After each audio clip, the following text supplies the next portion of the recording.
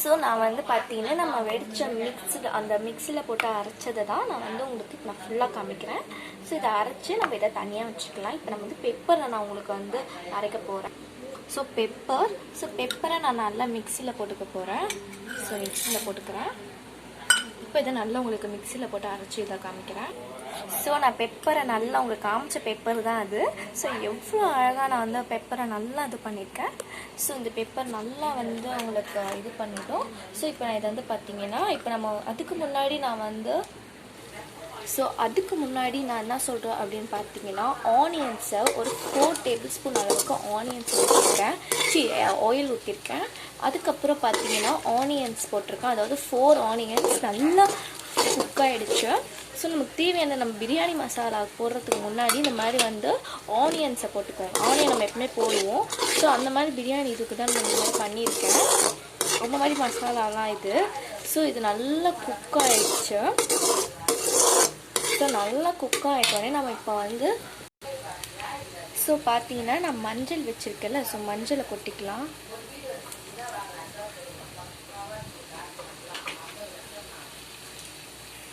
So நான் மஞ்சளை கொட்டிக்கிட்டேன். So இப்போ நல்லா இதை வந்து மிக்ஸ் பண்ணிக்கலாம்.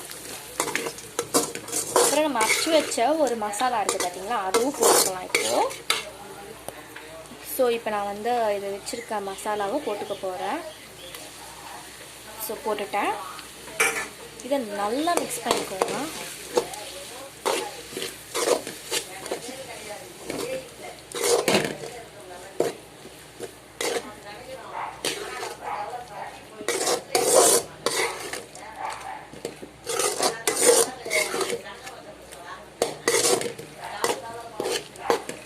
ஸோ நல்லா உங்களுக்கு நான் மிக்ஸ் பண்ணுறேன். ஸோ பார்த்தீங்கன்னா இது நல்லா இது பண்ணட்டும். ஸோ இதில் கொஞ்சம் உப்பு போட்டுக்கலாம். ஸோ நான் உப்பு போட்டுக்கிட்டேன். ஸோ உப்பு போட்டு நல்லா மிக்ஸ் பண்ணிக்கோங்க. ஸோ இப்போ பெப்பர் இருக்குல்ல, பெப்பரை மொத்தமாக போட்டுக்கோங்க. ஸோ பெப்பர் போட்டு நல்லா மிக்ஸ் பண்ணிக்கோங்க.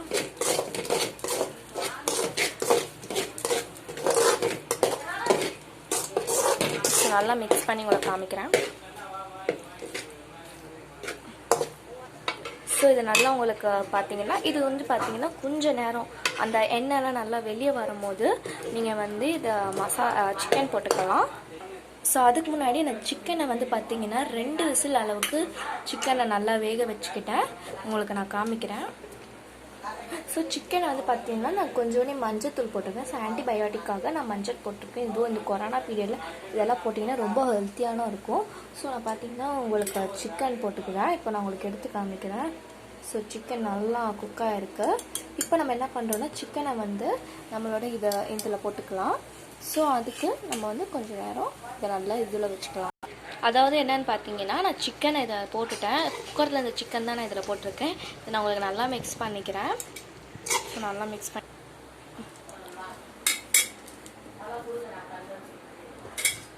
ஸோ பார்த்தீங்கன்னா இது வந்து சிக்கன் நல்லா வந்து பார்த்தீங்கன்னா குக் ஆகிடுச்சு. ஸோ இது குக் ஆகிறதுக்கு ஒரு நல்லா குக் ஆகிடுச்சு. ஆனாலும் மசாலா உள்ளே போகணும்ல. ஸோ அதுக்காக நான் வந்து பார்த்தீங்கன்னா ஒரு உங்களுக்கு எவ்வளோ டைம் வேணுமோ அவ்வளோ டைம் நீங்கள் எடுத்துக்கலாம். நான் வந்து ஒரு இட்லி குண்டான் இருக்கிற அதோட இட்லி குண்டானில் இருக்கிற மூடியை நான் வந்து உங்களுக்கு போட்டு க்ளோஸ் பண்ணிக்கிட்டேன். அது கொஞ்ச நேரம் அப்படியே இருக்கட்டும்.